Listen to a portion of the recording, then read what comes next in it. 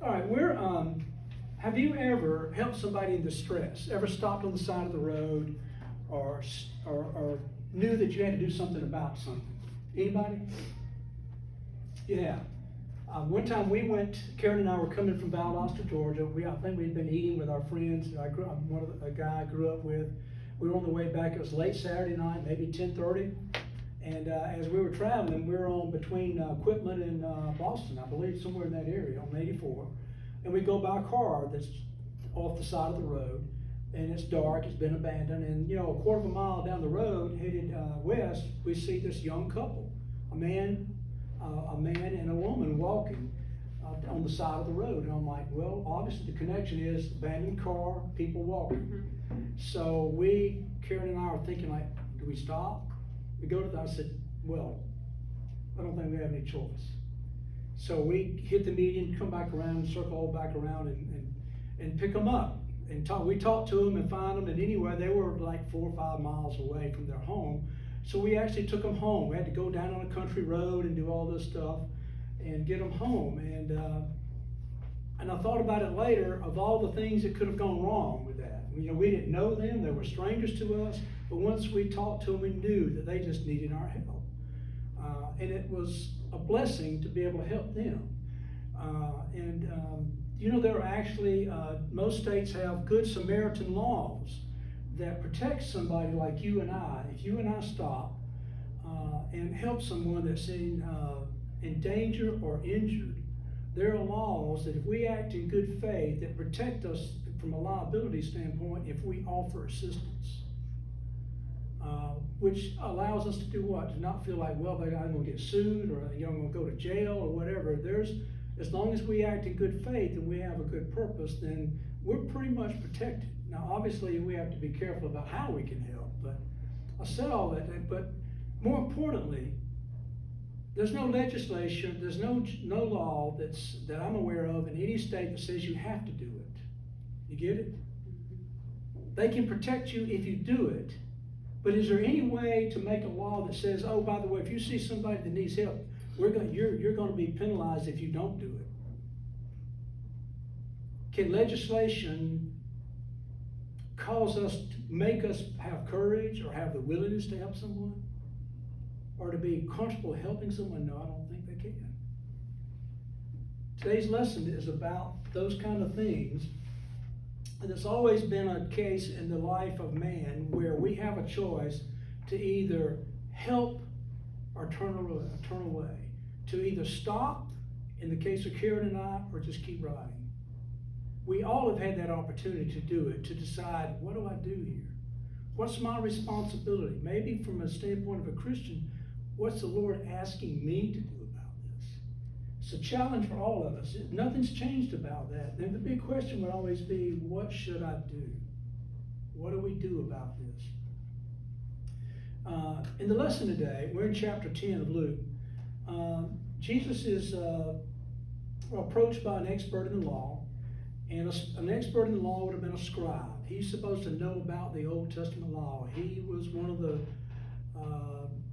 experts that could tell you all the ways that you had to live by the rules and everything you had to do and not do in order to be a devout Jew.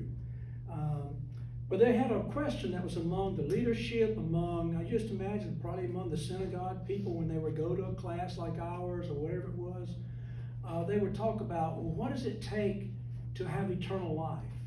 What do I have to do to go into eternity with God? And it was a theological discussion among many people. And if you'll notice, that came up in the public ministry of Jesus. He was asked that on more than one occasion. So you think about it. I think people even today wonder, well, what's that going to be? What's it really going to be like? What's out there? What's the next step after this life? If you look at, there's other than our lesson in chapter 10, Jesus was asked that same question in Matthew 19, Luke 18, and John 3. It's a big deal to wonder what's next. The expert asked that question, which leads to the story of the Good Samaritan. It's just amazing. And the thing you want to see and understand about Jesus, when he used these parables, what did he do? He had a hidden message for those that would hear. And he would tell a story that was a beautiful story. Can you imagine Jesus telling you a story? It's got to be phenomenal for him to tell a story. But there was a meaning there more than just the face of the story. The story was about real life, always. Some circumstance that you and I would understand, but there was a spiritual meaning inside it. And only those that had an open heart could really understand it. And that's what we see and we face today. We're looking at Luke chapter 10, we're going to start with verses 25 through 29. During Jesus' ministry, he was asked a lot of questions. And that would not be unusual for a famous rabbi or someone that became very popular, in talk circles, even today. People want to ask questions. And Jesus was asked questions in order to sometimes to be trapped, to get him to commit to something, to make a mistake. But listen to verses 25 through 29. On one occasion, an expert in the law stood up to test Jesus. "Teacher," he asked, "what must I do to inherit eternal life?" "What is written in," this is Jesus' reply in 26. "What is written in the law?" He replied, "How do you read it?" In other words, expert, what do you think?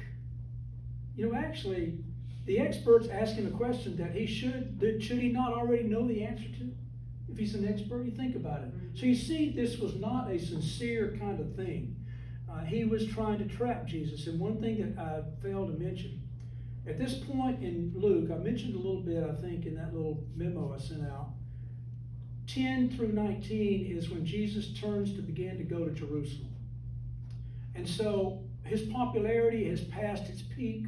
There were people turning away from him. He's not going to be the Messiah they expected. They're disappointed. So the crowds are less and less. And as that's happening, the people in charge that were threatened by him are what? More aggressive. They're looking more and more to find some reason to get rid of him, to discount him, to put him to the side. And so there were questions coming to him, mainly to trap him and to get him to say something that would cause his ministry to fail. Again, Jesus asked him, "Well, what's written in the law and how do you read it?" And the man answered in 27, love the Lord your God with all your heart and with all your soul and with all your strength and with all your mind, and love your neighbor as yourself." Jesus said in 28, "You have answered correctly. Do this and you will live." But he wanted to justify himself, so he asked Jesus, "And who's my neighbor?" He said, "Who's my neighbor?" We don't know where Jesus was when this happened, but as I said, he's in general terms heading towards Jerusalem, which means what? He's headed towards the reason he's here, or he was there. He's headed to the cross. So that was the goal here. He's going through. If you read it just before this, he almost ordained like 70-something plus disciples and sent them out to go to all these little villages and hamlets and talk about his message. So he's spreading it out as much as he can along the way to Jerusalem so that many people hear what Jesus had to say. But he has this encounter at some place on the way with this man who was really not sincere. It says there that he first asked the question to tempt Jesus. And then when Jesus boxed him in a corner, what did he do? He had to justify himself. Jesus asked those two questions, what's written in the law and what does the law say? The man answered questions very expertly, knew exactly the response for that. He said, you love the Lord with all your heart. Where does that come from? That's Deuteronomy 6:5. What does it mean? You see how it was written. He said to love the Lord with what? All your heart, soul, mind. What is the essence of that meaning? You know what that means? You love the Lord God supremely. You love him more than you love anything else or anybody else. He's the most important love in our life. The experts said that's one of the requirements, to live forever. And then he said, secondly, what? That you love your neighbor as you love yourself. You can't do number 2 without number 1. You get it? Just not possible in the human flesh, I don't believe. Why did the man follow the question, well then, who's my neighbor? Why do you think he did that?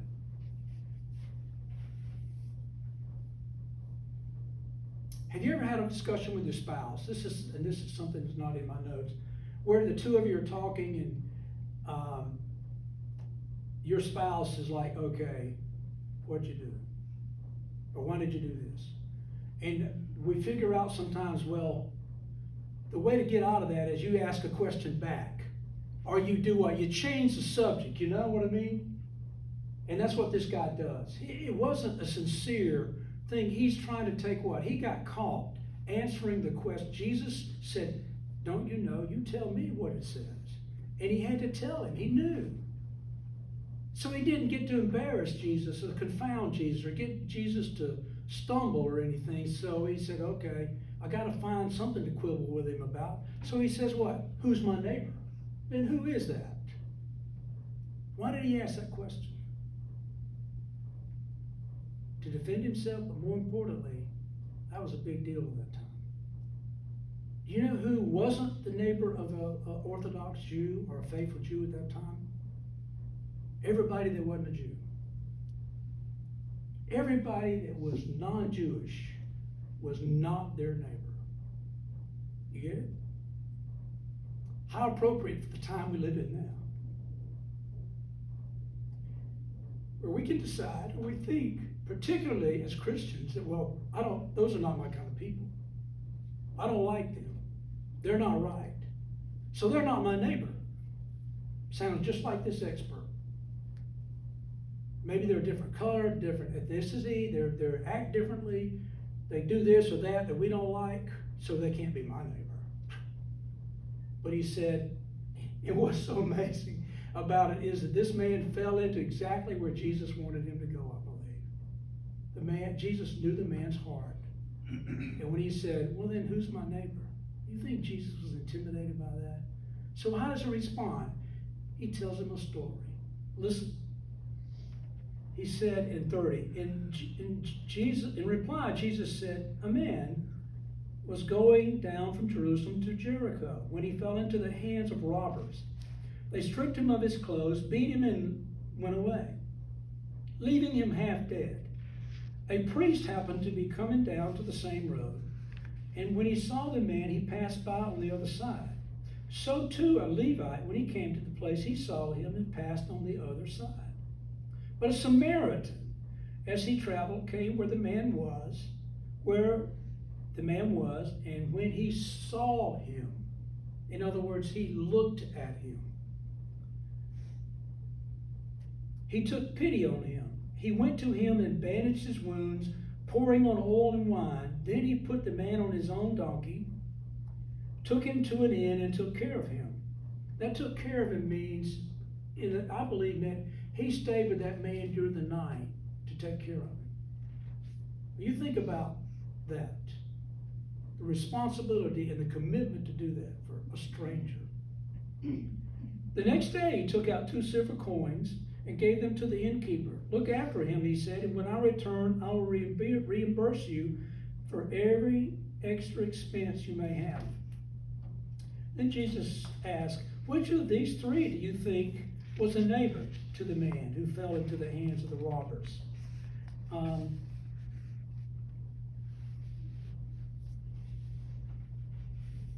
The road to Jerusalem was about 17 miles. And the elevation difference between Jerusalem and Jericho was about 3,000 feet. And so you imagine, it's not like a modern highway. Just think about going to the Smoky Mountains 150 years ago and trying to get around. It was sort of similar to that. But the roads were where you could do commerce, but they were winding and turning. They were rocky, so there were a couple of things that were characteristic about them. They had a lot of crags in them, a lot of rocky stuff, so they had a lot of turns, so there were a lot of places for robbers to hide. It was known to be a dangerous journey, that 17 miles, particularly for anybody that would travel alone. You just think 2 men could overwhelm anybody most of the time. And so it was that people knew that, but people had to do business. They had to go back and forth. And particularly if they're going to the temple, they would go up to the Temple Mount. That's why you see the scripture talks about going up. Jerusalem was on a high plain. And most of the rest of the Judean area was lower, near the Jordan River and so forth. So you would go down. And all these people going by this man are leaving Jerusalem going down, which has a lot of theological stuff in it too, if you want to think about it. But so you have them passing by, and there are three witnesses there. You see, Jesus didn't say who this man was, whether he was rich, poor, black, white, Jew, Samaritan. He just said there was a man that had been robbed. And he'd been beaten and stripped. And the stripped is important because most people, the average person living during that time, had only one set of clothes. So if you're a robber and you live with one set of clothes and you're going to beat somebody up and you're going to steal from, what are you going to steal? Oh, I'll take his clothes too. Oh, the new set for me. Maybe he's got good socks too. I don't know. You steal from him. You take everything from him. Left him there to die. I mean, they beat him enough and assumed that he'd probably die. So after that happens, what happens? Three different people travel by. You see, the first is the priest. A priest is supposed to be someone that does what for other people? First, he loves other people. He has a heart for other people. But priests and religious people have their rules. You know what the rule was for the priest? He had to be careful not to become defiled, not to become impure. If he touched a dead man, the man, he said, he looked half dead. If he's dead, he said, I can't take the chance. If I touch him, I'll be impure. The Pharisees believed that if your shadow touched a dead person, the corpse, you were declared impure. Now your shadow, get it? So the priest maybe said, I can't take that chance. So it's better for someone else to look after him. Doesn't mean he was an evil person, but he said, that's just below my grade. Maybe the people coming behind me will take care of it. Maybe he even prayed, I hope, Lord, send somebody to take care of him. So then next it comes along, a Levite. Now what's a Levite? They're the people that serve the church. It'd be like church staff in a way for us today. They didn't have the same strict rules, but they did have their rules, and they could be defiled too. And maybe he also said, I just can't take a chance. And then Jesus said, here comes a Samaritan, an outcast. But it says that the Samaritan passed by the same road, going down the same mountain, the same hill, and sees the man. It says, and he saw him.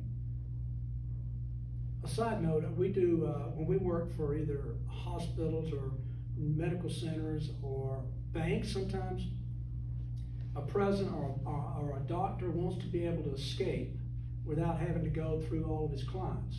And that doesn't mean there's anything wrong with that. It's just what happens. And one doctor in Bainbridge told me, he says, Leon, if they make eye contact with me, I've got to stop. I can't ignore them if we look at each other in the eyes, I've got to talk to them. I thought that was compelling, isn't it? So you see, these first two guys walked by, they just didn't really look. They saw, but it says here the Samaritan saw the man, saw the need, and he stopped. It says he was moved with pity, but it's more than that. He was moved with what? Compassion. Compassion in the Hebrew and in the New Testament literally means to suffer with. Have you ever been so close to someone that was hurting so bad that you felt like you hurt as much as they did almost? You could feel the pain they were going through. And I think that's what this man saw. He said, I can't imagine the pain this man, that what's happened to this man. So he stops. Now, it's ironic that Jesus uses the Samaritan. What were the Samaritans? Why was there such a struggle between the Samaritans and the Jewish people? Anybody remember? Oh, in my Bible it says a racial minority. Yeah. Samaritans were actually mixed breed. Okay. They were part Jewish and they were part Gentile because they were part of the old kingdom of Israel and so forth. and they started intermarrying, and they were not faithful to that. They started marrying other kinds of people. And they set up their own worship. They didn't go to Jerusalem to worship. They still worshiped the Lord. Get it? They just worshiped in another way. And so it separated them. The Jewish people detested them. But now listen, there was not a lot of violence between them. The Jews considered them to be outcasts and despised them. And I thought it was ironic. I read one background that said one of the things that kept it fed, guess what it was? The literature of the day. The Jewish literature and the Samaritan literature beat up the other side. They put out negative stuff. They said bad things about the other side constantly. So they just kept it. And it did not lead to any violence. But that's what separated them. All the writings were they're bad people, they're not worthy, those kind of things. But Jesus used this Samaritan, and he used it for a reason.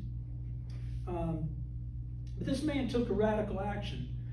What if he had gone over there and started helping this man, and the robbers were still hiding out there waiting for the next guy to come along and help? There was a risk in stopping. And that man had to decide, do I stop? I see him. What do I do about it? What am I supposed to do? Well, even though he was a Samaritan, he did what Jesus said you ought to do in Luke 6, in 27 through 36. I'm not going to read all of those. Jesus said, love your enemies, do good to those who hate you, bless those who curse you, pray for those who just mistreat you. I think we need a lot of that in our society right now. We need to give a little bit.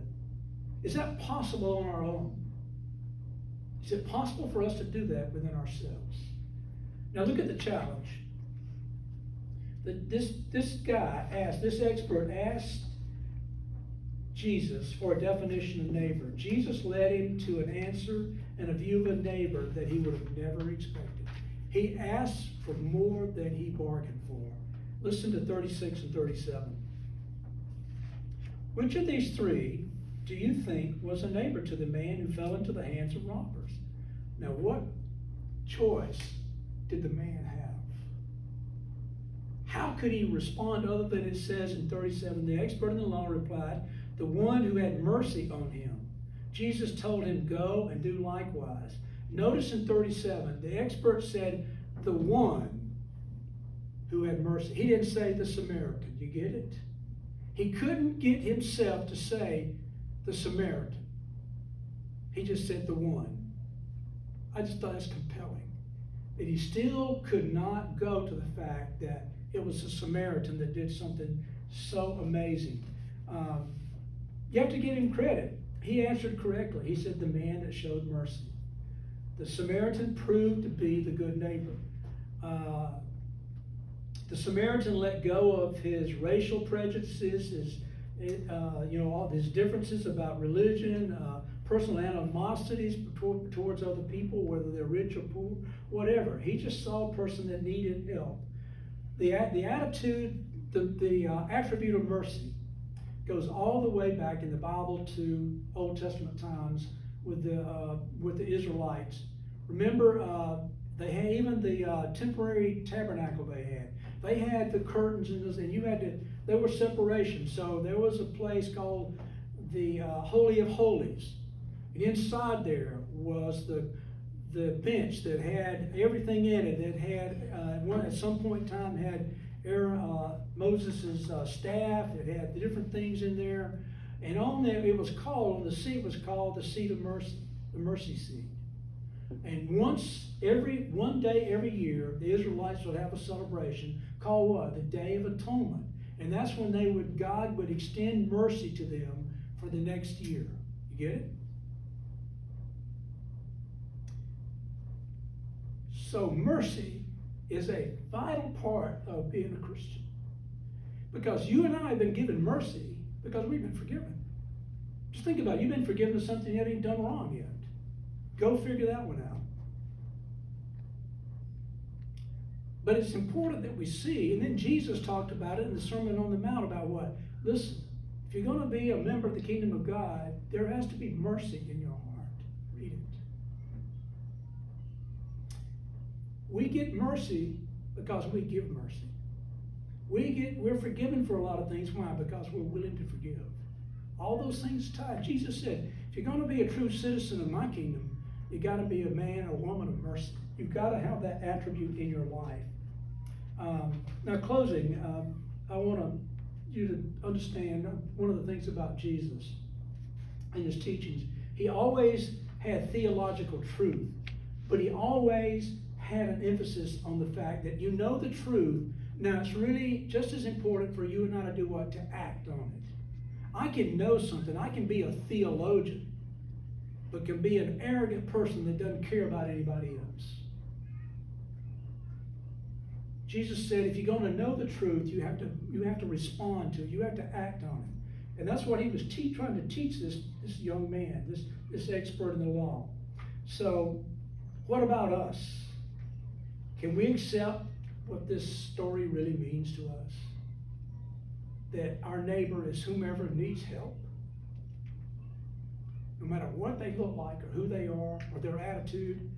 One of the writers, one of the commentaries, had these points, and I'm going to close with those. He shared these principles of how to be a good neighbor. First, he said, there must be a desire to help others. I've got to have the desire. I've got to have the want to do it. That's something I can pray about. But it has to be something that I see, that I put aside my selfishness, my own self-importance, that my time's more important than anybody else's, my money's more valuable than anybody else's. I have to set those things aside. There has to be a desire to help someone. That means sometimes I got to let go of something of myself. Secondly, he said, seek God's help. And he said, you've got to seek the Lord's help to overcome your own prejudices. You've got to overcome the attitude you have about certain people. All kinds of people need help, no matter what they're called.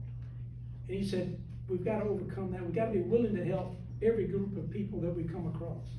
Third, he said, you've got to seek the Lord's guidance. Not everybody's help is of the same value as others or of the same importance, right? You've known that you've probably helped people where you thought, that was wasted.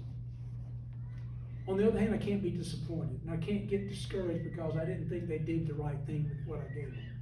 But like if you give somebody on the street $20, you're gonna worry, you're gonna fret about the next whole 24 hours. Did he go buy liquor with that? Did he go buy some midnight train or something with that?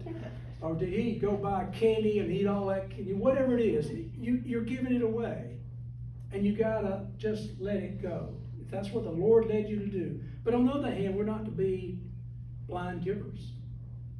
We have to use discernment to know how best can I help this person. There's a limit on what you can do. There's nothing wrong with you being smart about how to do it. Fourthly, he said that helping others is a part of fulfilling the Great Commission. Listen, there's some elements in our society that want to diminish the value of Christianity. There's no question about that. So how best for us to fight against that? To be mad about it or rage about it? No, I think we just have to be better Christians. We just have to act more like Christ. We're not going to win everybody, but we've got to be the people we're supposed to be. And so, just like this Samaritan, you imagine that man that was beaten and left on the road. Do you not think he had an unbelievable amount of gratitude for what got done for him? The testimony that this Samaritan gave him to do what he did for him, he went the extra mile for this man. You can imagine the feelings this man had for what this man that was beaten had for what was done for him. It was an amazing for somebody to do that. And fifth, and this one is the most important, it's important to remember the reason we're to love our neighbor. It's the second most important command. You can have all the other commands after that you want, but it's number 2. And it has an impact on everything else we decide in our life. So, who's our neighbor? Y'all have a great week.